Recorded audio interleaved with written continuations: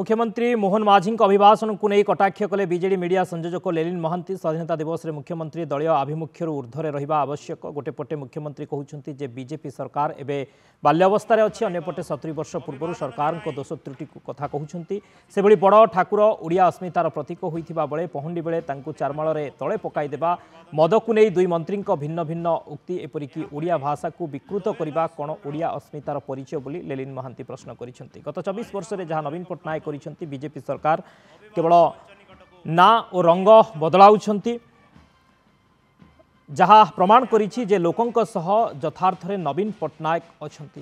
तबे नवीन तांको शासन काल रे जहाँ करिसेंति ताहा प्रकृत लोकाभिमुखी सरकार रो परिचय। आशा करूछु मोहन माझी ताहा जहाँ प्रतिश्रुति देइथिले ताहा पूर्ण करिवे। सस्ता वक्तव्य निवृत्त रुहंतु बोली लेलिन महांती कहिसेंति। ए टिप्पणी अनावश्यक न देइथिले भलो होइथांता। तार कारण आज स्वाधीनता दिवस आमे या ऊर्ध्व को जीवा कथा। आमे आशा करूँ जड़े मुख्यमंत्री मान्यवर बेली कहूचे सी या ऊर्ध्व को जीवा कथा। याडे कहउचंती आमे बाल्य अवस्था अच्छु मात्र 2 मास जाइछि। सियाडे जेतबेले दोष त्रुटि उपर मुंडरे 70 वर्षर कहउचंती तळ मुंडरे 24 वर्ष कथा कहउचंती। कौ कर्ममय एया तो जे बड़ ठाकुर जी ओडिया अस्मितार प्रतीक ताकू नहीं हामुड़े पकेबा सेठी केही रहिबे नाही। जड़े मंत्री कहिबे जे मद बंद हम आउ जड़े मंत्री कहिबे सेटा खोला हो जिबा।